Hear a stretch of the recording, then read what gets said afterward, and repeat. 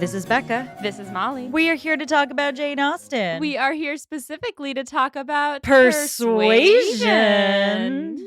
I guess that's how we're doing it now. We're gonna get it. That one was a little bit more in sync than last time, so we'll call it a win.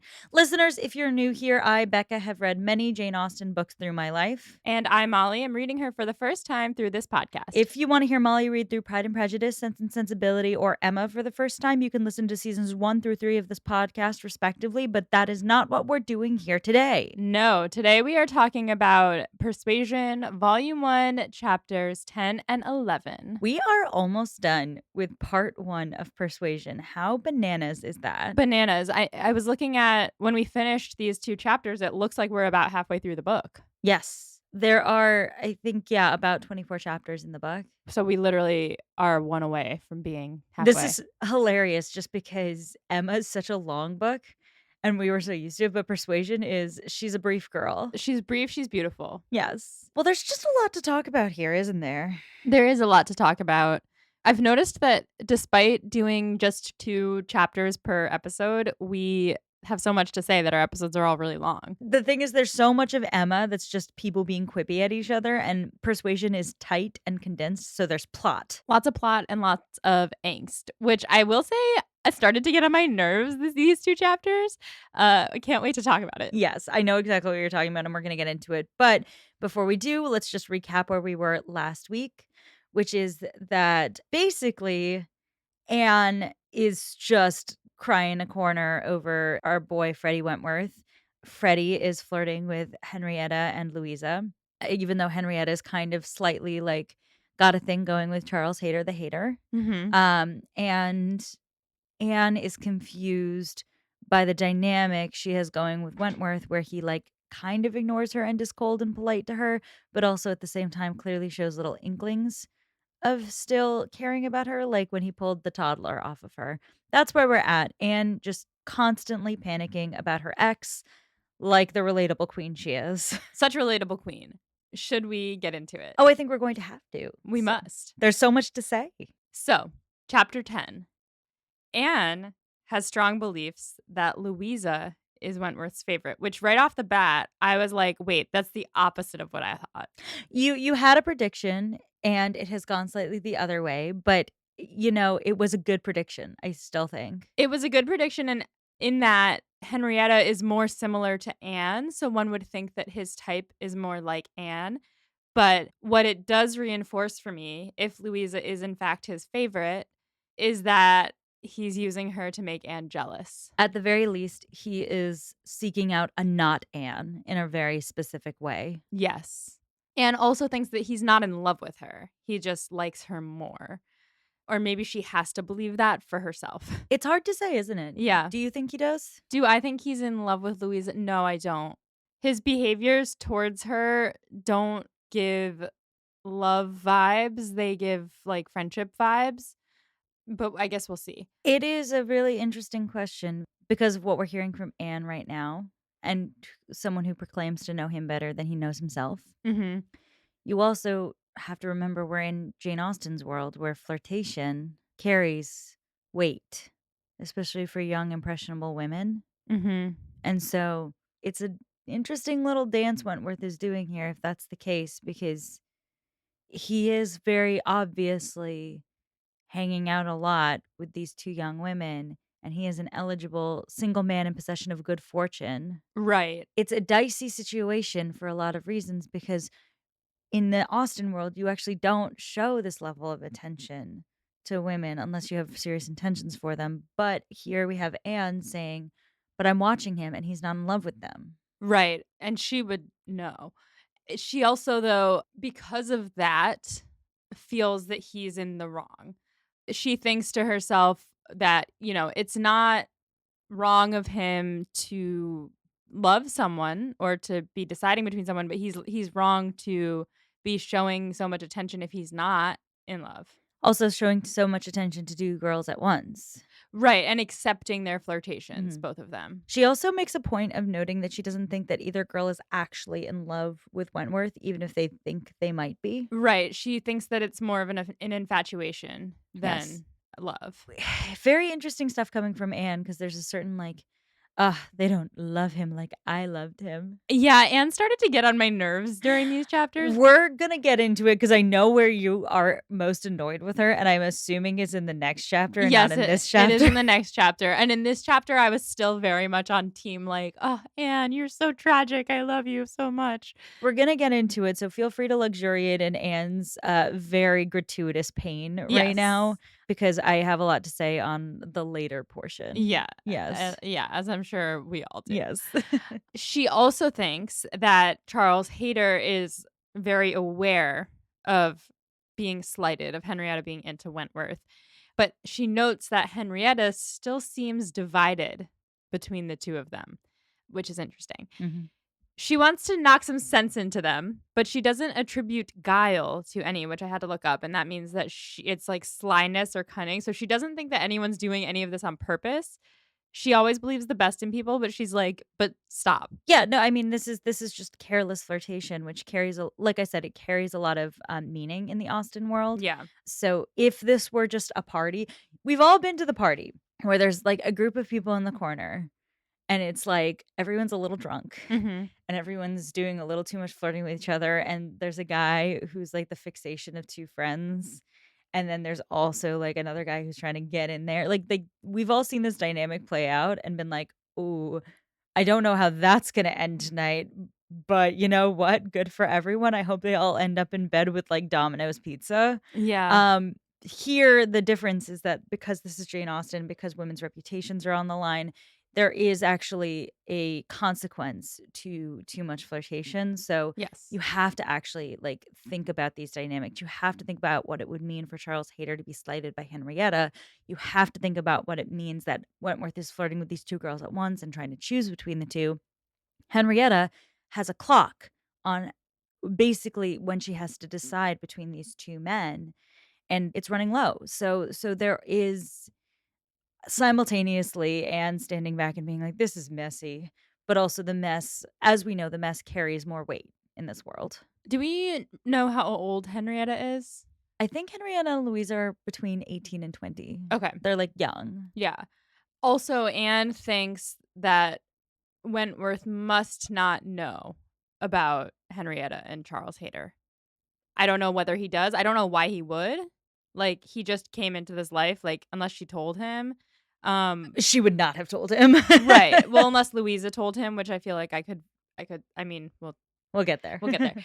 So, Charles Hayter gives up. R.I.P. I yelped. I was like, "Wait, no, like, what are you doing? You love her. Don't give up." But he just disappears. He's I like, "I'm over it." When I was reading it, I was like, at the end of the last chapter, I was like, "Damn, we're gonna have, like, this love pentagon between Hayter and Wentworth and Henrietta and Louisa and Anne," and then the next chapter is almost immediately like, "And then Charles Hayter gave up," and I was like, "Oh, well, I guess we're not doing that." Yeah, he was just like, "All right, I'm gonna go home and I'm going to read and, work on my whatever and avoid you all at all cost." And Mary thinks that Henrietta must have turned him down once and for all, and that's why he's given up. I think Mary, once again, with the wishful thinking. Yes. She's the Lulu, and I love her. Yeah.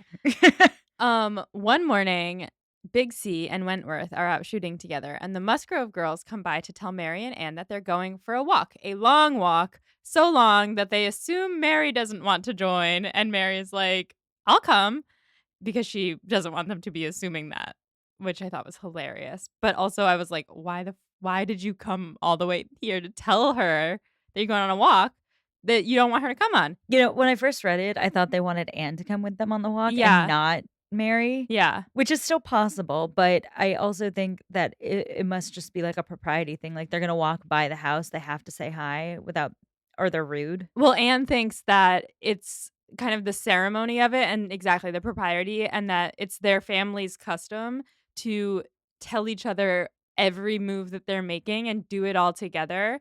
So they have to. But she's like, "That's so stupid." This is how my family works. I love it. I mean, it's dumb. Oh, it's so stupid, but, like, it's very much like this dynamic of, like, we're going to the grocery store. "Does anybody need to come to the grocery store?" It's like, "No, we can all just go our separate ways and do our own thing. We don't have to do it right here, right now at the same time." But, like, the dynamic is very much like, you tell everyone you're going on a walk in case anybody wants to join. So the girls kind of look at Anne and she's like, "Oh, they do not want her to come." So she decides to go with them so that she can maybe help turn Mary around earlier on. She's also just a buffer. Like, Well, yeah. they love Anne and, like, think Anne's the shit, as we've talked about. Well, we will talk about later in this episode.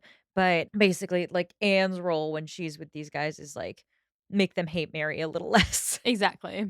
While they go to change, Mary complains about how everyone assumes she's not a good walker, which is hilarious because she's not. She's so good because she's so stupid, and she's so desperate for everyone to think that she's like Anne, basically. Yeah, But it always comes off so terribly, but it's always it's perfect. I have no notes for Mary. she's so funny. As they're leaving for the walk, the men return, and they have to return because they had taken a puppy with them on their hunting. I love this image with Me too. The puppy just was, like, running around and wasn't doing the thing, and they were like, "God dang it, we gotta go back." the puppy was too excited and scared all the birdies away. Yeah, He just got so happy. he gets a puppy He's a because good he's just a puppy. little baby. So they have to take the puppy home to go play with the children instead. Yeah, so they're like, "Oh, we'll come on your walk." And Anne is like, "Okay, we're gonna dissociate now and just, like, stay as far away from him as possible." Every time that Wentworth enters Anne's radar, she goes into this little fugue state. It's very fun. Yes, she starts meditating on poetry, and she's walking and she's looking around at the fall, and this line really did I had to write it down because it was gorgeous. She's talking about, like, she's gonna derive her enjoyment from the walk from the exercise and from the view of the last smiles of the year upon the tawny leaves and withered hedges. Mm. Ugh. Jane Austen can write. She can write a fucking sentence Oh, yeah. if nothing else. But even though she's, meditating on the poets of the era, she can't help but overhear Wentworth's conversations with the girls, and from his conversations, it's clear that he's talking more with Louisa. He comments on how nice the weather is for the Crofts' carriage ride, and he wonders where they will upset today or overturn, where they will flip over. Because apparently it happens a lot, but his sister doesn't seem to mind. And then Louisa says, well, if she loved a man as much as his sister loves the Admiral, she would not mind being tossed about as long as she were with him. And then Wentworth says, really, I honor you for that, which is interesting. They're talking about love. And Mhm. Anne can't think of any more poetry except emo poems about the declining year bringing declining happiness, youth, and hope. Yeah, we know, Anne. We get it. We You're sad, I know. But then she notices where they are. And she's like, "Isn't this the way to Winthrop?" And I was like, "Isn't that Charles Hayter's estate?" Hmm. And Hmm. nobody answers her. Whether they hear her is another question. However, Winthrop, or at least its surrounding areas, is their destination. For young men are sometimes to be met with strolling about near home. So then I was like, are they looking for Charles Hayter? Are they looking for Charles Hayter? It seems like it. They seem to be. They crest a hill, and there's Winthrop, without beauty or dignity. And Mary is like, oh, look, there's Winthrop. Better turn around. I'm so tired. Mary's such an asshole. It's Yeah, great. she sucks. I love Yeah. her. Henrietta looks embarrassed, and she's about to turn around, but Louisa and Big C are both like, no, no, no, no, no, don't turn around. And then Louisa pulls Henrietta aside and starts arguing with her. And Big C says that he wants to call on his aunt, and Mary refuses, saying she's too tired. And he's like, well, you can go rest inside the estate. And Mary is like, going back up this hill after going down the hill would do me more bad than any of the rest could do me good. So they decide that Charles and Henrietta will go call on the haters, and everyone else can wait for them at the top of the hill. Louisa walks them a little bit down the hill, and while she's down there, Mary turns to Wentworth and says, it's so unpleasant to have such connections, but she assures him that she hasn't been into the house more than twice in her life. This is a great moment for a couple reasons. The number one being, like, the fact that, first of all, Mary's definitely lying about Yeah. how many times she's been there. Second of all, I think, like, this is such a telling moment for the class commentary Jane Austen is giving us Mhm. because Mary feels the need to poo-poo the haters in front of Captain Wentworth, the guy who has been the victim of the Elliots' classism towards people like the haters. So it is this layered moment where she feels the need to protect herself in front of Wentworth, but in doing so, actually kind of damns herself in his eyes because he recalls what it was like to be on the other end of that stick with the Elliots. It also goes to Jane Austen's constant commentary about how class is a lie because social mobility of Captain Wentworth proves how stupid the Elliots are about class. And the illusion of it comes where Mary feels like she needs to justify her life choices and impress Wentworth when before the Elliots felt like they needed to hide Wentworth away. It's like a very layered moment. It's a very interesting moment. Yeah, and he gives this, like, tight smile and then turns away and looks like he gives a contemptuous glance, which to me means, like, stank face, Mhm. and Anne catches it, and she's like, "He's aware," Mhm. and it doesn't feel good for either of them. Then Mary finds a nice little seat to sit on, and Louisa comes back and takes Wentworth off down a grove to look for nuts. Nice. Nice. And Mary gets annoyed because she thinks Louisa has found a better seat somewhere. So she goes off to follow her. And Anne is happy just to sit for a minute. She's very tired, but she's followed Mary a little bit into the hedgerows. And soon she hears Wentworth and Louisa coming back on the other side of the hedgerow. And Mary's gone off to search for them. I imagine there's like two rows, and Mary's gone down, and Anne is sitting still, and Mary's going all the way to Mhm. the end, but Louisa and Wentworth have already started coming back, Yeah, I'm basically. basically imagining Anne sitting right behind a bush by accident. Yeah. Yeah. So Louisa is saying that she made Henrietta go see Charles because she had already made up her mind to visit Winthrop today, and she couldn't let her be persuaded away by Mary's nonsense. She says she would never be so easily persuaded. When she's made up her mind, she's made up her mind. Let's take a beat here just to talk really briefly about what's happening between Henrietta and Louisa. Between Henrietta and Louisa, Henrietta is in love with Charles Hayter. Louisa is trying to convince her that that's a good match for her. This is what I'm interpreting.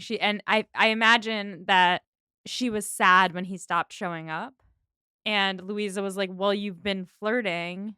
Maybe, I don't know. It's a bit up for interpretation, isn't it? Yeah, whatever's happening, the basics of it are Henrietta wanted to go see Charles. Louisa convinced her that she can still go even if Mary doesn't think that he's good enough.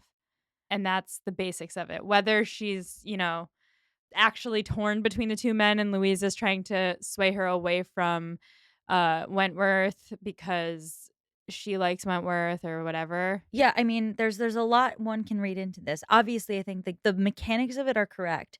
Henrietta's torn between Hayter and Wentworth. Louisa is nudging towards Hayter. Mhm. There are obvious selfish reasons why Louisa might do that. Mhm. But there is also an undercurrent here of why would Henrietta, if she has this sort of trepidation and this sort of preference for Charles Hayter, go for Wentworth? And that's where this little sliver comes in from Mary, sort of besmirching Hayter. And maybe Henrietta's thinking, well, maybe I can get Wentworth instead, a better match. And I mean, there is a sense of which one could say Louise is being selfish. Another way we could look at it is Louise is saying, why do you care what someone as dumb as Mary thinks about who you love? Like, just go for it. Who Yeah, I cares? interpreted her actions as being in Henrietta's best interests and, like, her knowing her sister better Mhm. and knowing that she really does love Charles Hayter. And what does that say about why Wentworth is speaking so much to Louisa? I imagine that Louisa has told him by this point what is going on, or at least she's telling him now, and he doesn't like someone who can be easily swayed like that. He also likes someone who's gonna be like, "Who the fuck cares? Marry who you want." Yes, exactly. So they get into it and talk about all of this. He asks if Henrietta would have turned back if not for Louisa, and Louisa says, "Well, I'm ashamed to say so, but yes." And he says, "Well, I'm glad she has you." And he says, "And woe betide him and her too," talking about Henrietta and Charles, "when it comes to things of consequence, when they are placed in circumstances requiring fortitude and strength of mind, if she have not resolution enough to resist idle interference in such a trifle as this." Essentially saying, if she couldn't go visit him when Mary said, "Oh, let's turn around," and she was about to turn around, like, woe betide her when she has to make an actual choice about whether or not to marry this man. Mhm. Sounds familiar. Mhm. Wentworth has some things he'd like to unload. Yes. He says that Louisa has a spirit of decision and firmness, and she should try to make Henrietta more like her. Because, quote, "It is the worst evil of too yielding and indecisive a character that no influence over it can be depended on. You are never sure of a good impression being durable.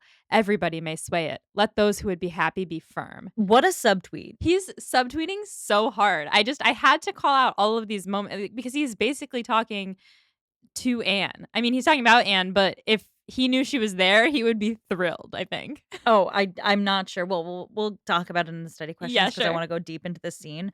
But, yeah, this scene is so revealing to what he has pinpointed as the problem, the main problem in his life, Mhm. which is Anne having an infirm character. He blames that for everything, Yeah. which burn for Anne. Yes. Is he right? We'll talk about it later. We'll have to talk about it later.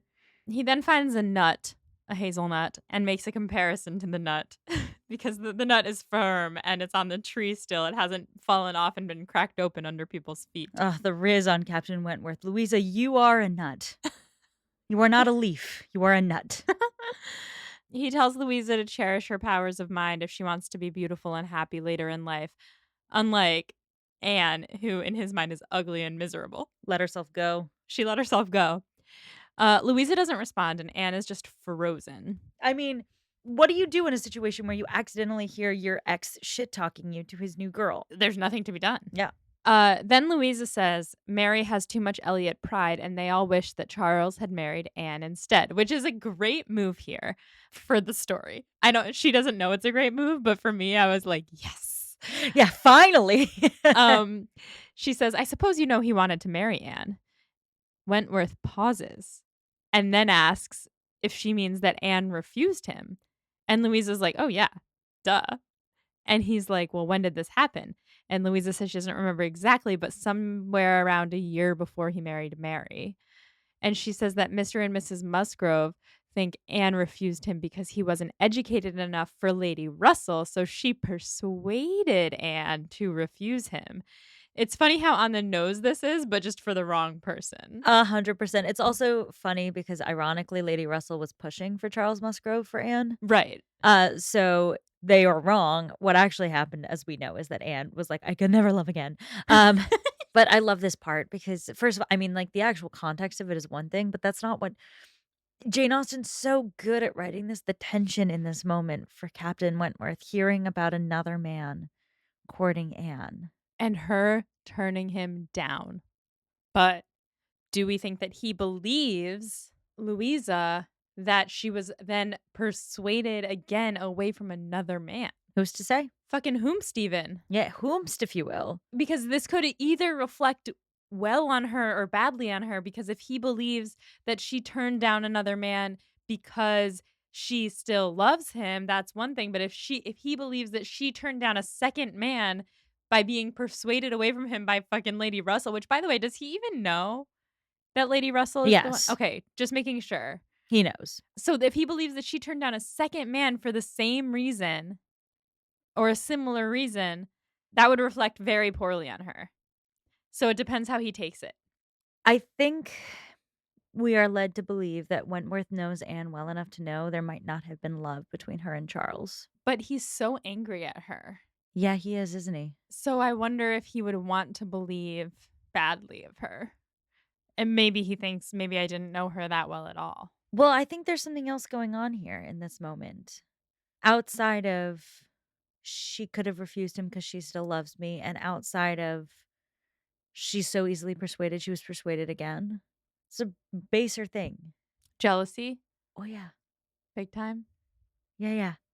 Another man wanting Anne. Damn. Damn. This book is hot as fuck, by the way. It is famously one of her sexier works. And now I see why. Mm. Mm. It does say, that Anne has heard no evil of herself. It was like she's not but she has. What she says is basically that she got subtweeted, which is that, like, he didn't say, "Fuck Anne Elliot." He said, "Fuck these character traits," which she knows are for Anne Elliot. Yes. So, here's what she said. She had heard no evil of herself, but had heard a great deal of very painful import. She saw how her own character was considered by Captain Wentworth, and there had been just that degree of feeling and curiosity about her in his manner which must give her extreme agitation. Yeah, she's stressed. So she's clocked 2 things. 1, she's clocked the fact that he is besmirching her character, but indirectly. And 2, she's clocked the fact that he got tense when she came up in the context of another man proposing to her. The pause after Louisa says it is so telling. Yeah, It's loaded. absolutely. As soon as they're out of earshot, she goes off to find Mary. And once all of them are together again, she starts to feel a little bit better. Her spirits wanted the solitude and silence which only numbers could give, which I thought was really telling about her that she likes to be in a crowd where she can retreat into the background. She doesn't like to be the center of someone's attention or be one on one or even be alone by herself with her thoughts. Yeah, my sister is very shy, and one of the things that I find baffling is that she loves living in New York City. Mm, It doesn't compute for me because New York City is very overwhelming to my senses sometimes, and I'm not very shy. But she has always said, like, there's anonymity in how large it is and how populous it is, where I feel like I can be the most under the radar and unnoticed and unknown in this city. totally. So that's what Anne's got going on right now. Absolutely. Charles and Henrietta return, and this time they're accompanied by Charles Hayter. Hey! No longer a hater. No longer a hater. They have made up, and Henrietta looks a little embarrassed, but also happy. And Charles Hayter is just over the moon. And as they head back to Uppercross, they just talk only to each other. Wentworth and Louisa also walk together. So Anne is stuck with Mary and Charles, and they're each on one of his arms. And Anne is grateful to have him to lean on because she's very tired. But he and Mary are in a fight. And whenever he gets annoyed at Mary, he lets go of her arm and starts like cutting plants with his whip. It says with his switch. I'm assuming that's the whip, right? The little whip that Colonel Brandon carries around in Sense and Sensibility. I don't know. At first I thought it was a switchblade, but then I was like, that I feel like it's a whip. I don't know. Anyway, he's like whipping plants. Whipping And then Mary complains that he keeps letting go of her because she's on the hedge side, but Anne never has to let go of him because she's not on the hedge side. So he lets go of both of them and goes to hunt a weasel. Honestly, I feel for him in this moment. He also, like, there's part of the annoyance with her is her treatment of his relatives. Yeah, well, that she was being so snooty about going down to see his aunt. Yeah, exactly. It's rude. Yeah. Soon, a carriage pulls up behind them, and it turns out to be the Crofts. And they have one seat left. They offer a ride to whoever would like it. The Musgrove girls aren't tired, and Mary is maybe too proud to ride 3 to a one-horse carriage. And they're about to drive away when Wentworth goes up and says something to his sister. And then Mrs. Croft says, Anne, I'm sure you're tired. Please let us drive you home. She jokes that they could fit 4 if they were all as small as Anne. They're like, oh, if we were all like you, we could probably fit 4 people. Yeah, I feel like the implication about Anne's looks is not that she's gotten ugly, it's that she's lost a lot of weight. Yeah, she's wasted away. Yeah. Yeah, that's what I was kind of getting to. Anne is essentially not allowed to refuse, and Wentworth, without saying a word, turns to her, quietly obliges her to be assisted into the carriage by his hand Mhm. touching her hand Uh-huh. and letting her up into the carriage. Yep. Hot. Yep. And she feels that it was his will and his hands that placed her in the carriage, that he had perceived her fatigue and wanted to give her a rest. You know, Jane Austen's such a good writer.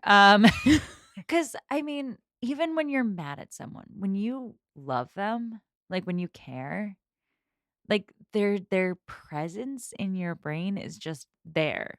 You're just more aware of where they are in a room than you would be otherwise. And the fact that he's, like, not talked to her all day, but that he is visibly observing her getting more and more tired all day, and it's gotten into his brain enough that he insists to his sister that she be brought home. She's in there. She's in there, and she is aware that, or she is interpreting it as him resenting her perhaps, but still not able to see her suffer, a remainder of his former feelings, an impulse of pure though unacknowledged friendship. I read this totally Uh-huh. differently from Anne, but I understand that that's all there, but at the same time, I was reading it as him wanting to get rid of her. Oh, okay. Wanting Okay. her to no longer be constantly in the corner of his eye so that he can just, like, focus on what he's trying to do and, like. Similar vibe of, like, you can't have her in your vicinity. Right, exactly. It's just the, I mean, it is a remainder of his former feelings, but I just read it. I would have been more offended if we had all said, "No, we're good, no ride necessary," and then he gone up and been like, "Please take Anne." Now him noticing that she was tired and she has wasted away, so she's not as strong as the others, like, that's all also there, but I think if I were Anne, I would have interpreted it a little bit differently, but she's like, "Oh." Well, I mean, here's the thing, like, the opposite of love is not hate, it's indifference. Exactly. And it's the fact that she is on his mind constantly. That is what's wormed its way into Anne's brain, is that these indications, these modest indications that he is not indifferent to her, that he Mhm. can't be indifferent to her no matter how mad he is at her. Exactly. That is what she's picking up on, and that is totally correct. Yeah. Her emotions are so compounded of pleasure and pain that she knew not which prevailed.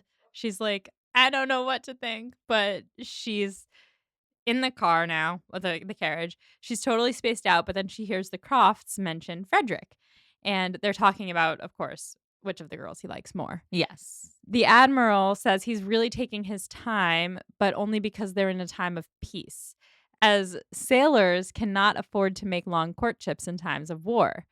He turns to Mrs. Croft and says, "How many days was it between meeting and getting engaged for us?" And she's like, "Let's not talk about it because if Anne hears how short the courtship was, she'll be persuaded that we could never be happy together." I was thinking, who else had a short courtship? Elton and Augusta. And everyone was talking about how they could not possibly be in love. Well, it's more we were talking about how they could not possibly be in love, but yes. Yes, well, they were when they first arrived, I feel like there was a comment on it from Anne. She was like, "Yeah, but they were it was a short courtship." Like, Emma Emma? Who did I say? and Emma. Emma was talking to Harry. Oh my god. Emma was talking to Harriet about how it was a short courtship and they couldn't, you know. yeah. But Mrs. Croft knew him by character before they met, she says, so his reputation preceded him. And he said he knew that she was pretty before they met. And besides, why would they wait? But then he says he thinks that Frederick needs to get a move on and bring one of the young ladies home to Kellynch. Mrs. Croft says that, yeah, they're good humored, unaffected girls with a respectable family, but she says it in a tone that makes Anne think that she thinks that they're not good enough for her brother, but like kind of in a cute way, like no one will be good enough for her brother, is what I was interpreting that as. I think it's more like, "They're fine. Yeah. Like, there's nothing wrong with them. They're Yeah. good." But she's not like, yes, that's the one, No, she's which not shipping. I kind of love for her. And Mrs. Croft is, like, perfect, She's a perfect an person. icon, Yeah. a legend, Yeah. the moment. Yes. Yes. And then she goes, "Wait, careful, we're gonna hit that post." And then they like swerve out of the way, and then like the whole ride home, it's like, "Oh, there's a pothole. Let's I ah." love the implication being that Admiral Croft is terrible at driving his own Okay, carriage. I was wondering if who was driving because it said that she did something like with the horse, and I was like, "Wait, is she driving?" Because I for some reason didn't think that women No, could. no, I think Admiral Croft is driving. I think it's like the Carriage and Sense and Sensibility, the movie where, like, Marianne and Willoughby are riding around. Do you remember that Mhm. carriage? Yeah. It's, like, open. Yeah. That's, like, the carriage that I have in my brain, and Admiral Croft is the one driving it, so it's like, I think she's backseat driving. Okay, could she So it's she's tugging the reins. I see. Oh, I Yeah, see, I see. So she's like he's bad at driving and she's saving their lives. exactly. I love it. Yes, and I love this implication because this is, like, tagging on from, like, earlier when Wentworth is like, "Yeah, they're always overturning in the carriage." Yeah, and then she doesn't mind. She just, like, is like, "Oh, careful." Yep. Oh, I love it. Anyway, they deposit Anne safely back at the house, and that is the end of that chapter. Which brings us to chapter 11. 11. So, Lady Russell is returning soon, and the plan is for her to pick Anne up and bring her to Kellynch. This will put Anne technically in the same village as Captain Wentworth since he's staying with the Crofts at Kellynch Hall. But Anne is unsure how to feel because, on the one hand, yes, she's moving closer to him, but on the other hand, he's always at Uppercross anyway, so she's Mhm. kind of departing from him. And I think that whether he ends up being more at Kellynch Hall will be indicative of how he's feeling. Because if he's always at Uppercross now, he'll be avoiding Anne. Mhm. But if he's always at Kellynch, then maybe he was only at Uppercross to be visible to Anne. So who knows? We'll find out. Mhm. She would like to avoid seeing him at the hall because there are too many memories in those halls, in the Mhm. halls of the hall. Mhm. But more so, she would like to avoid him and Lady Russell seeing each other. They have the beef. They do have the beef. They do not like each other. They do not. And she's also worried that if Lady Russell sees them together, she'll think that he has too much self possession and she too little. You must remember that Lady Russell and Anne have spent 8 years pretending this never happened, So true. and now he's back. Yeah. And in Lady Russell's absence, Anne has spent months hanging out with Captain Wentworth again, Mm the guy who ruined all other men for her. hmm. Yep. So Lady Russell's just, like, not in the know about this heavily, Mm but hmm. Rough. yeah. Anne is ready to leave, but in the final days of her trip, something happens.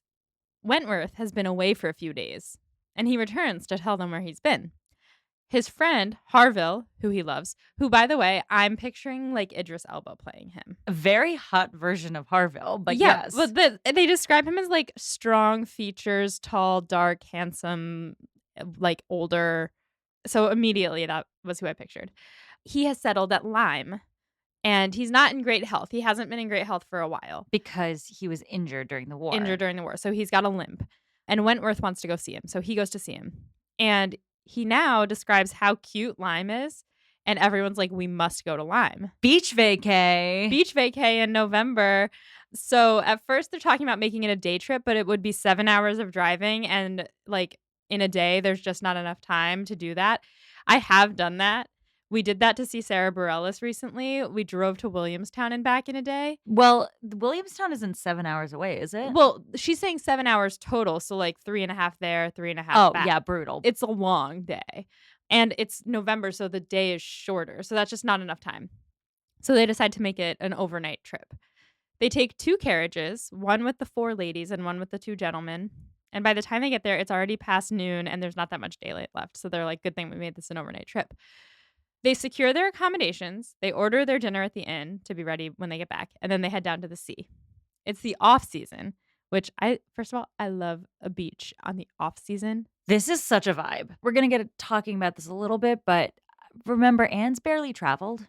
Yeah. And the way Lyme is described here is so lovely, achingly beautiful to have the sea in the cold November time period, off season, quiet and wild. They say that it's specifically good for like quiet contemplation and moodiness. Which, like, this whole book is quiet contemplation and moodiness. Yeah. So it's perfect for them. Yeah. It is described so beautifully, and it makes me want to go to the sea. Same. They describe the cliffs and the romantic rocks and like lush greenery and the cob, which I think I have been reading the little footnotes, which I think gave me a stupid spoiler. So I'm gonna stop reading the footnotes, but sometimes they're very helpful.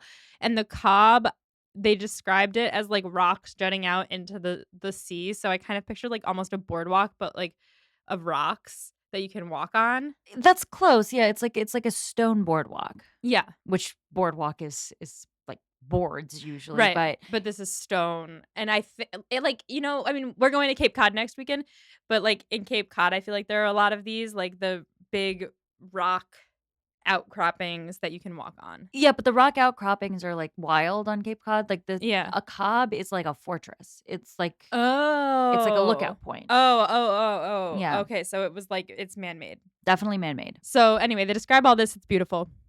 Wentworth splits off to go find Harville, and the rest of them walk to the Cobb. Soon he returns with Harville and his wife and a third person, Captain Benwick. Okay, so here's the thing. I read this entire book pronouncing it Benwick. Is it not Benwick? It's Bennick. Thank you. No, don't thank me. Thank the fact that I finished this book and now can be the person who, like, says this correctly, but apparently it's Bennick, not Benwick. That makes total sense, like Greenwich, Yeah. not Greenwich. Well, actually, I do know a town called Greenwich that's spelled the same way, Oh, but Greenwich, yeah, so it's Bennick. okay, thank you. Okay, so Captain Benwick. Wentworth had told them all about Benwick beforehand. He's an excellent man and an officer and of much interest to the ladies, but his story is devastating. He had been engaged to Harville's sister, but when he was at sea, off making his fortune, getting his promotions, she died. And Wentworth said it was impossible for a man to love a woman more than Benwick loved Fanny Harville. Mm. And now he's deep in mourning. He prefers solitude, staying home, reading, being sad, reading poetry. Sounds familiar. When the Harvilles retired to the sea for Harville's health, the quiet town and the melancholy seaside were very appropriate for Benwick, and now he lives with them. Mhm. And Anne thinks to herself, oh my God. Okay. Anne thinks to herself, and yet he has not perhaps a more sorrowing heart than I have.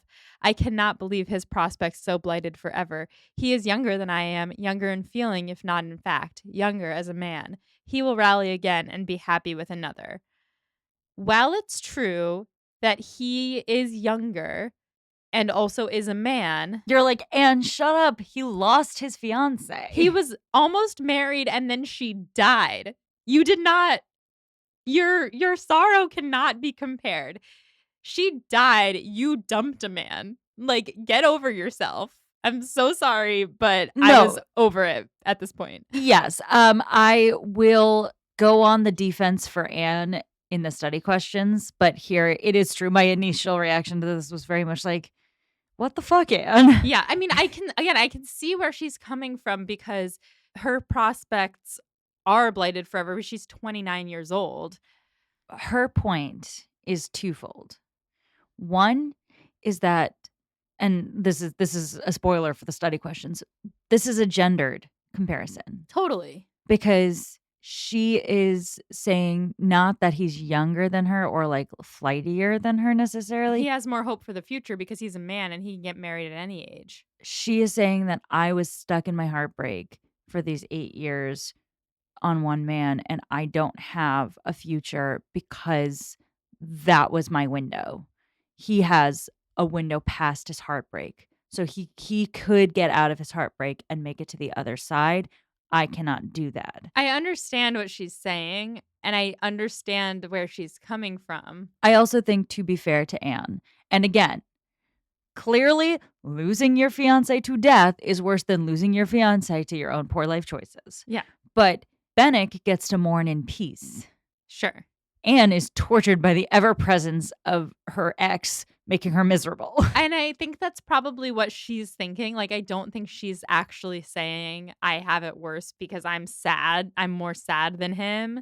But she's the thought, like, to think this at this time upon hearing all of this and meeting this man, like, Take a beat, girly. yeah, you don't make it about you. Yeah.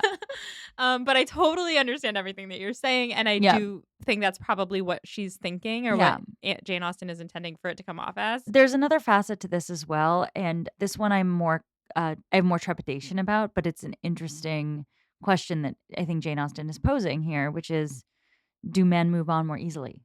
And I don't think that's fair necessarily, I but don't she's posing the question right now. She is, but I think you're right that it's less of like him being able to move on more than she can and more that he can get married at a later date because he's a man. He has the time and the space to grieve and brood, and then he can go on with his merry life and find someone else. Colonel Brandon did that, Right, and women don't get that same luxury in right. this society. It sucks.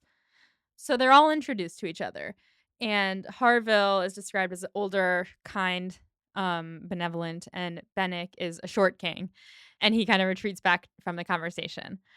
The Harvilles are sad because the group already ordered dinner at the inn instead of assuming they would come over and dine with them. And the invitation to dine with them, for Anne, it feels different than the formality she's used to because usually it's like how the girls came to ask them to go for a walk even though they didn't want them there.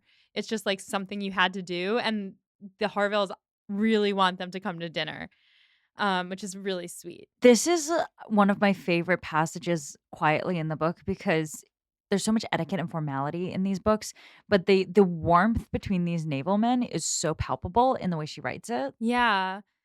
And it hurts Anne because they love Wentworth so much, and she's thinking, "These would have been my friends." Yeah, and she's like, "Thank God we don't have to dine with them, so I don't have to brood over it." Yeah, but yeah. They go into Harville's rented house though right now. It's a rental, and she finds rooms so small that none but those who invite from the heart could think capable of accommodating so many. So they were like, "Yeah, come over. We got plenty of space," but they actually don't. But it's like really sweet. Mhm. And Anne loves what they've done with the place. It doesn't have the kind of like coldness of a rental home. They've added all like trinkets from their travels all over the house. Because Harville can't walk so well, he spends a lot of time tinkering and making toys for the children Mhm. and like whittling. I love that he just like has a little his little toy factory. Potentially making knitting needles. They called something netting needles, and I think in the Netting needles or knitting needles? well, netting needles, but then I was like, maybe that's another word for knitting needles. Well, I mean, it's a good question. I don't know the answer. How do you spell it? Netting, like netting. Because this is a seaside tale right Oh, now. yeah, so he could be making fishing nets. Yep, it's for fishing nets. Well, So he's a seaside dude. yeah. Oh, I love him. Okay, so he's making netting needles for making Fishing fishing nets. nets. He's making the needles, Mrs. Harville's making the nets, and then he's fishing. Probably, yeah. So obviously these men hunt for fun. Mhm. I don't know if they fish for fun. I don't know either. It says that he has a net, a fishing net, but So I don't know what he's yes, doing with the fishing net. probably fishing. Either that or making it for other people to fish. Probably not making it for other people to fish, probably fishing himself. Mm. Because like he's a naval man, so there is a certain comfort at sea, and also he's not as wealthy as Wentworth is, obviously, but he's also not going to be so poor that he's going to be selling fishing nets. Right, fair. He also built bookshelves for Bennick's books. Very sweet. Very sweet. He's not much of a reader himself, but Bennick loves to read. And Anne feels sad when they leave the house, and Louisa goes into raptures about how sailors are the best people in the world and the only people worthy of their attention, essentially. Who else is a sailor? Wentworth. Also, just like this book is so interesting in this way. Like, I really am fascinated by Jane Austen writing this book because if you think about the most beloved characters so far, they're all naval men or wives of naval men. Yeah. Like they're the comfort Anne feels with these guys versus the landed gentry is so interesting for what Jane Austen is thinking about the Navy at this point in her life. Mhm. Yeah, she doesn't like the landed gentry. She likes people who are not on land at all. I mean, yeah, but but it is really interesting in the class Oh, context, yeah. like because we've read like so many of these Jane Austen novels where there's a lot of making fun of the upper classes. There's also a really ingrained feeling that the upper classes are set in like what they are. Like you can read this really heavily into Emma and what happens when she tries to bring Harriet out of her class. And then you have Jane Austen being like, "But you know who can move up? You know who is actually, like, earning their spot in the British society at the highest rank is the Navy, the Mhm. naval officers. They are the ones who worked for what they have, who understand and know the world very well, and are coming back and putting the landed gentry who are bored and vapid to shame." It's Mhm. really I have a lot of questions about it. It's really an interesting thing. I think Austen's brother was a naval man, which tells you something about how she might have been thinking about it. I mean, there's a lot of commentary to be had about the British imperialism of it all, although in this particular case, it being the Napoleonic Wars means that they're not necessarily going all that far. Um, but I find it to be like a really interesting facet of this book that Jane Austen is so pro Navy and clearly so through all of the characters you meet from the Navy. Yeah, It's interesting. it is. So they go back to the inn to eat, and it says that everything is, like, to their liking, but that there are complaints about how it's the off season and there's nobody expecting guests, there's nobody here, and I think that's probably all Mary complaining. It's a lot of Mary complaining. Like, the making the inn staff apologize for their town. I just Mary, shut the fuck up. I love her because she's this is like you know in every single circumstance whenever anybody does something that makes your eyes roll, it's Mary doing it. Yeah. And like the lack of self-awareness, like we have to stand. Yes. So Anne is starting to feel a little numb to Wentworth's effect on her, as in she feels she can sit down at dinner with him without feeling anything. It's like I can be at a table with him without a panic attack. Good for her. Points for Anne. Yeah. Harville and Bennett come to see them after dinner, not his wife because it is too dark for ladies to travel at night, even when accompanied by men, which I thought was interesting. I mean, I disagree, but, it's I mean, not that it's interesting or not, just that it's too dark for ladies to travel at night. Maybe there's something to the fact that this is like a town of sailors. Sure, but they were gonna be there with her, but whatever. I'm not gonna get too mad about it because I understand that we're in a different time period. They are surprised that Bennett comes at all because he had seemed oppressed by the presence of so many strangers. Poor guy is shy. Bennick is a whole vibe. He is He's a a whole vibe. move. I really like him. Our guy, the emo king, Yeah, Bennick, the short emo king. the short emo king, Captain Bennick. He's such a sad boy. Yeah.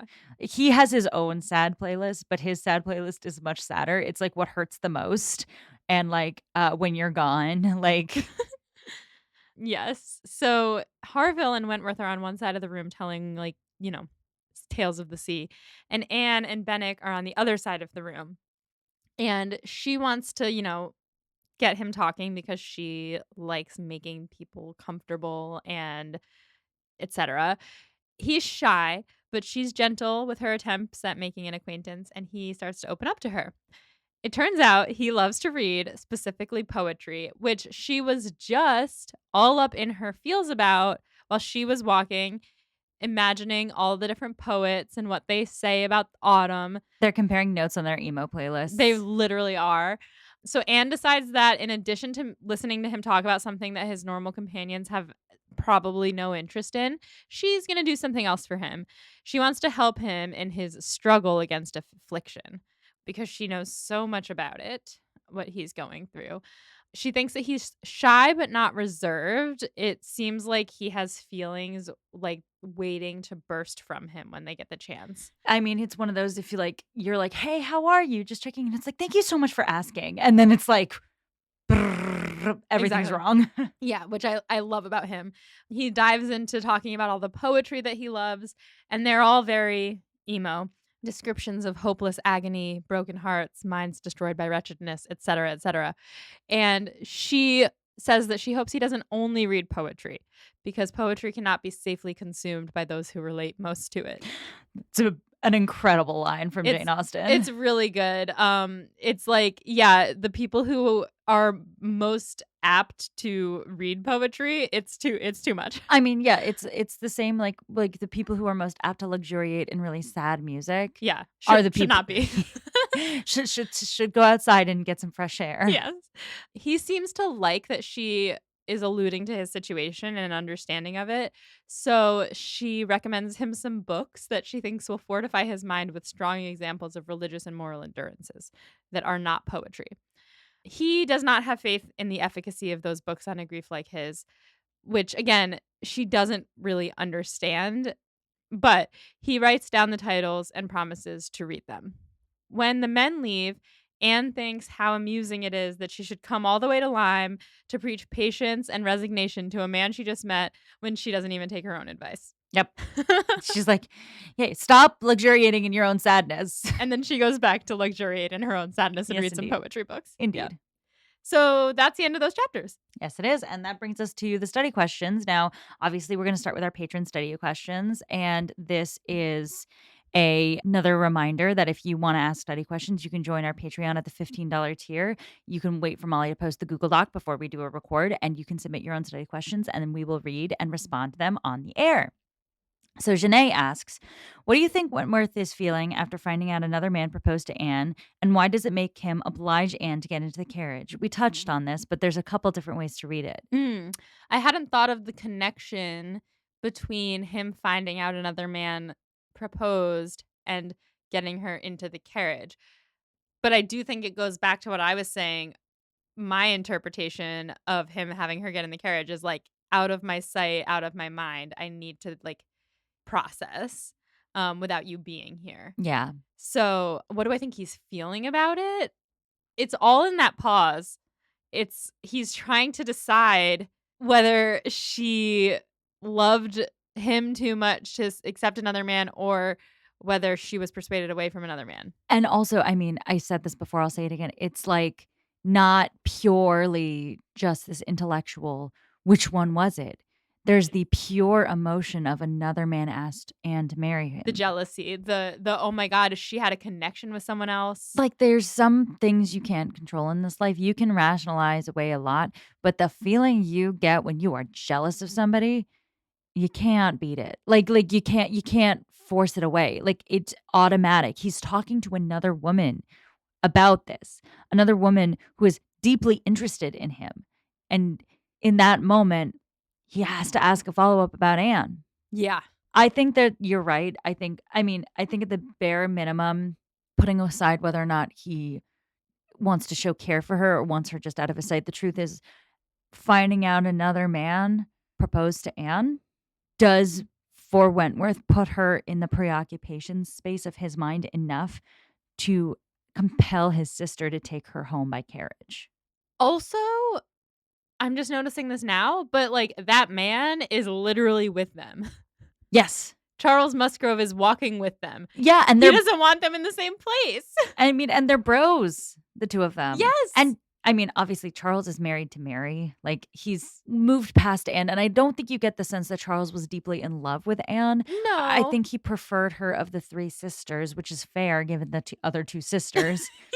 And I think that he thought they'd make a good match, and he was probably right about it. I forgot about Elizabeth. That's the fun part of this book. You're like, wait, Sir Walter and Elizabeth exist. I forgot about them entirely. Yeah, but I think that like in a way it's finding this out about his pal has opened up another facet of his pal that he didn't know about. Not that he thinks that he's like still into her, but just like I don't want to picture you two together. It's also just the idea of like, when you cabin someone off in your brain, you don't want to think about them being with other people. Of course. And so for him, it's like Anne is just like let herself go or whatever. And she just exists. She is the aunt. She is the sister. She is the piano player. She is not the dancer. But this is a friendly reminder, or not so friendly reminder, that others have wanted Anne. Anne is a desirable commodity, and you lost her. Yeah. Because he also like he has spent so much time in his mind being like, she's ugly now. She's let herself go. I'm just repeating exactly what you said, but like he's tried to make her an undesirable character in his mind so that he doesn't think about her and regret. And now he's being reminded that literally exactly what you said. I just had to say it again. Yeah, I mean, no, it's important. It's crucial. It's weird because we're 10, 11 chapters into this book so far, and the vibes between Anne and Wentworth are still so bizarre. Mhm. But there is some kernel there that makes it like very compelling to continue. Yeah. Okay, so next question is also from Janae, and I'm going to add my own little modification on it because it relates to one of Becca's study questions.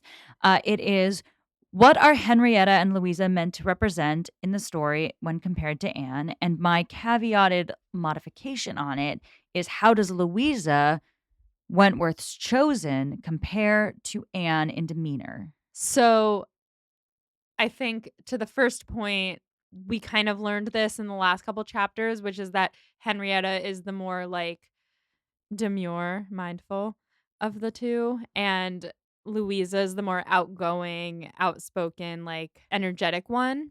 But in terms of how they compare to Anne and how Louisa specifically compares to Anne is that she's her opposite on the one hand, and also Henrietta is more easily persuaded and Louisa is more firm Yes. and also more likely to do the persuading. Yes. I would also note that Henrietta and Louisa are so young and so perky and so open, Mhm. and, like, they have not been bogged down by life in the same way, so they represent possibility that Anne has lost as well. Mhm. They are Anne when she first met Wentworth, Exactly. but they are also, I mean, there's a little bit of a hashtag not like other girls thing going on here, which I don't always love, where Anne is like, "Yeah, but I've got a sterner and stronger mind than the 2 of them," which even if it's true, Anne, shut up. I don't even know, like, it's not true because well, we'll talk about it. Well, there's a difference between the sterner and stronger mind and the firmer mind. Sure. Because obviously, like, Anne is more well-read, Anne is more sophisticated, Anne is more Yes. polite than these 2 girls, but they're well-mannered, they're fun, they're a good time, but they're a little basic, you know? Yeah, but they're not as bad as, like, Kitty and Lydia. Oh, no, they're not Kidia, they're, like, they're proper, Right. they're not terrible, but they're sort of young and, shallow. Not shallow, but, like, the best way I can explain this, and it's not meant to ding anyone because I think Jane Austen's being a little bit of a snot about this, is the difference between someone who's reading poetry and Shakespeare and the difference between someone who's watching The Bachelor. Like, it's they're, like, a little bit, like, younger and, like, a little bit less, like, deep thinking than Anne. Like, they're easier. And my point is not that The Bachelor is vapid or shallow, because I think people are welcome to love The Bachelor, and it is great entertainment for a huge portion of the population. I am saying Jane Austen is being a snit Yes. and, like, describing Anne being the deeper thinker than these 2 girls. Yeah, Anne is definitely someone who would look down on The Bachelor. Exactly. It's a not like other girls thing. Yeah, Like, instead of just appreciating the, entertainment for entertainment's sake and yeah. yeah. But it's also like Anne has been bogged down by life, and Louisa and Henrietta have not. They Right. have wanted for nothing. They are happy. They are still in the throes of youth and possibility. And that Anne is bogged down by the love lost, by a really cold and horrible family, by the loss of her mother. There's a lot I of forgot that her mom died. I was thinking about, like, oh, well, she's never experienced loss, but she has. Oh, yeah, Anne understands grief. Yeah. Like, she is not a character who hasn't undergone any hardship other than losing the love of her life. It is a testament to how intense this love affair was, that that is still to her the seminal thing that's breaking her heart. Well, like, did her mom suck as bad as her dad? No, if you recall at the beginning of the book, her mother was a different kind of person than her father and was very there for Anne, very, like, Mm, present and also very sensible, and the reason that they lost all their money is that the sense that her mother brought to their finances was gone, and her right. father, like, blew it all on bullshit, and Elizabeth let him, and so you're led to see that not only has there been intense emotional consequences for Anne as the result of her mother's death, but it's ruined her life financially too. Yeah. So, like, everything about Anne's mother being gone has wrecked Anne and her Yeah. life. I The forgot about that. Her closest family member, her financial security, like, that's the reason she's so close to Lady Russell, is because her mother's best friend promised her mother that she'd look after Anne. Like, there is a lot of sadness that Anne carries about the death of her mother.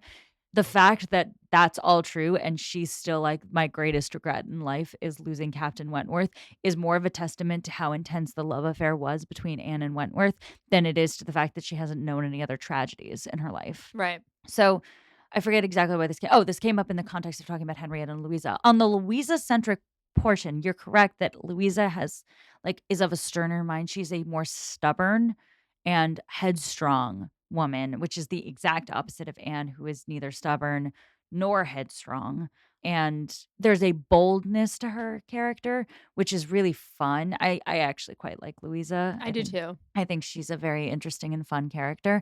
But it is interesting that Wentworth connects to someone who is bold, firm, brash, and, like, someone who is headstrong enough to make her own opinions and force her own way on people, as opposed to Anne, who will take the bullshit from everyone else on her back and just continue on. Yeah. It tells you that Wentworth is specifically looking for someone who is not Anne, Yeah. like, who is opposite of Anne. Right.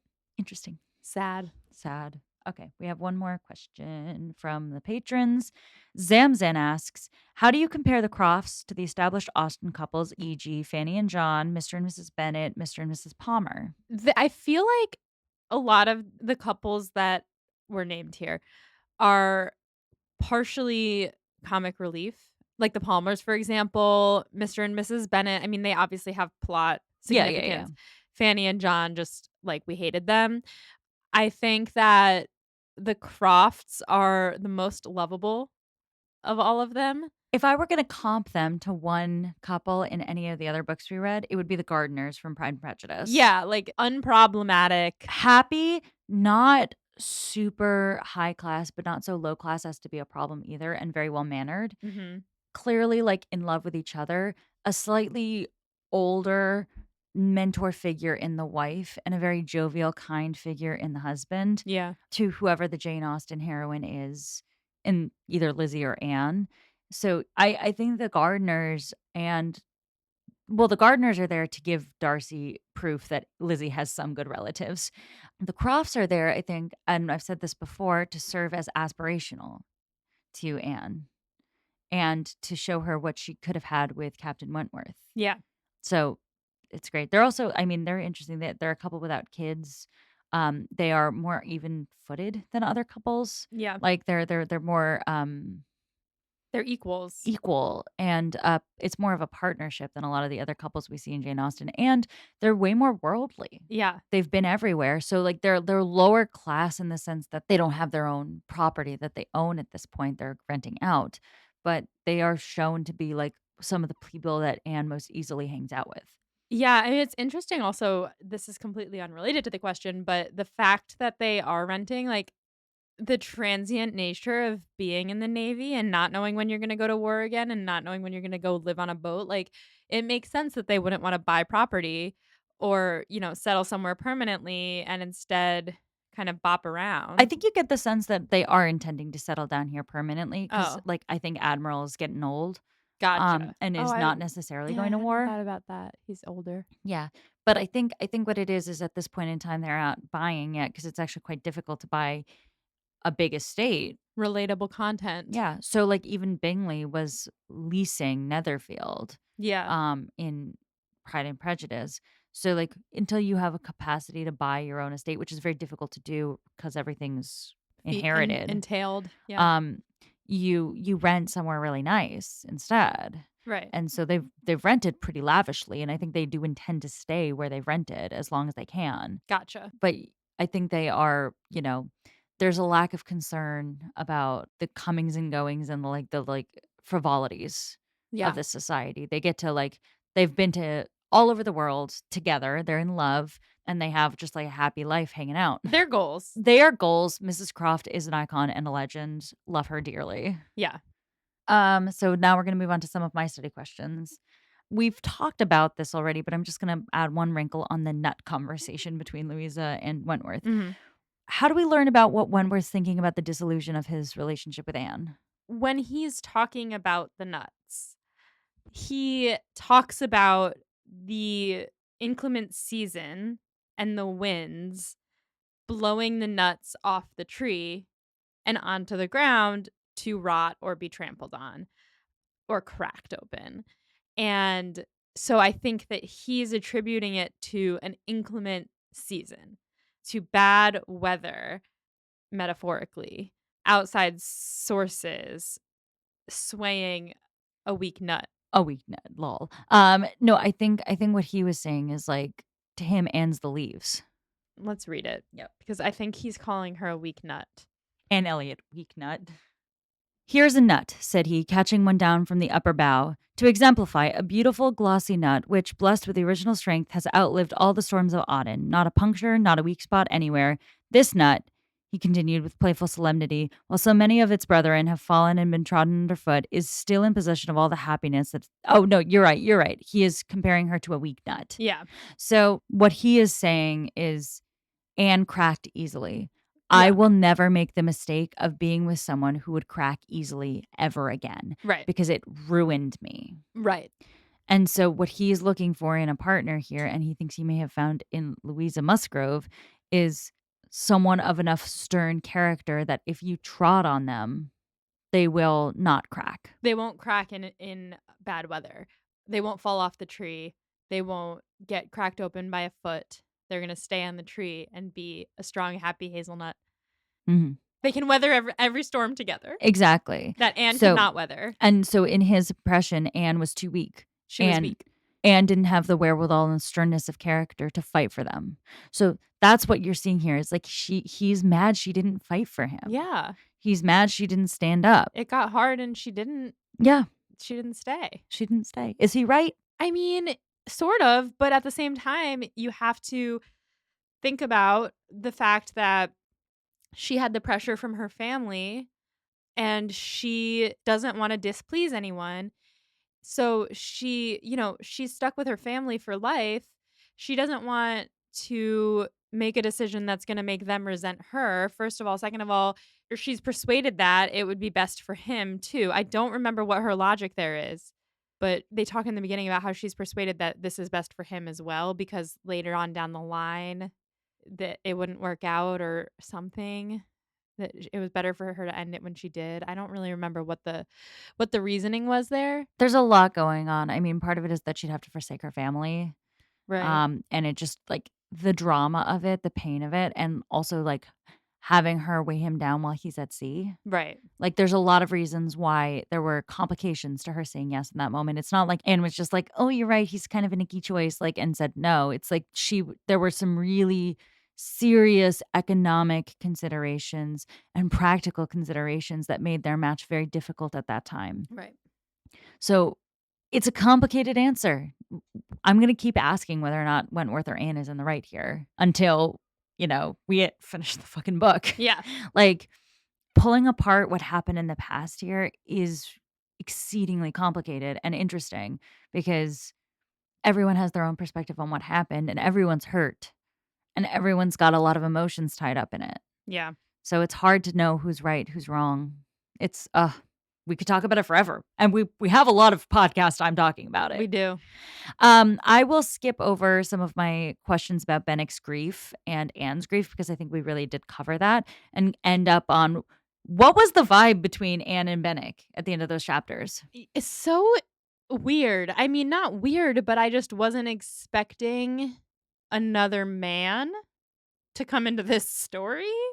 And the vibe was like, let's listen to sad music together, but also Anne like trying to take him under her wing and be like, listen, I understand grief. I got you was interesting to me, but kind of also annoying because like she's not thinking about her dead mother.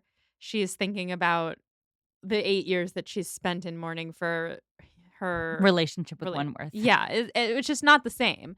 But the vibes were interesting because she was recommending him books and he was saying he was going to read them, which is, as we know, hot. He also opened up to her. And he opened up to her. He was like, "Oh, she wants to talk to me." And then he just started spilling his guts. So it was kind of sweet. And I could see a world in which he develops feelings for her and she says, "That's not what I meant." But I guess we'll find out. We shall. Yeah, We shall. we shaz. Funniest quote? Okay, well, we're just gonna go back to the nuts for a second, because you cut off right before you said my favorite part. This nut, while so many of its brethren have fallen and been trodden underfoot, is still in possession of all the happiness that a hazelnut can be supposed capable of. We're just a happy little hazelnut. Oh, Louisa, the happy little hazelnut. Yeah. Questions moving forward. I have questions about Bennick, if he's going to become a secondary love interest in this book, because I do think that he's a very interesting character to be juxtaposed next to Anne. So he's my main question right now. How far into this book is he going to make it? Noted. Yeah. Who wins the chapters? I think that I really like Harville, and the entry of him and Mrs. Harville into the story was really great, but also the Crofts also. The secondary couples. Yeah, the 2 secondary naval couples are killing it. I mean, the Crofts could win literally any chapter they're That's so in. true. They're so good. So the Navy wins. Her Majesty's British Royal Navy wins these chapters. Actually, was it her Majesty? It would have been his Majesty. It was the Regency era, so I don't know who technically was the, at the helm of the Navy. The Prince Regent probably, so his Oh, yeah. Majesty's naval forces. But either way, listeners, that concludes this episode of Pod and Prejudice. For next time, we're reading one chapter. Just chapter 12, and that's gonna wrap on volume the first of Ooh. Persuasion. We are, like, halfway through the book, which is crazy, but we also talked about it for literally 2 hours right now, so, Yep. so it's gonna be a long one, but until next time, listeners, stay proper. And read some sad poetry. Oh, yeah, but Only not if you too can much. handle it. Yeah, only if you can handle it. Yeah.